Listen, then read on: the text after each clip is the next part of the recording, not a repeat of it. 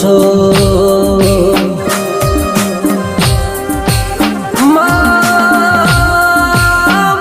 જેને મજૂરી ખાતર મલખ મેલ્યો હોય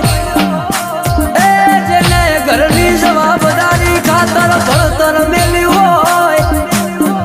એ જેનું ખોવાઈ ગયું હોય ન તારા સિવાય બીજું ખોળનાર મળણીમાં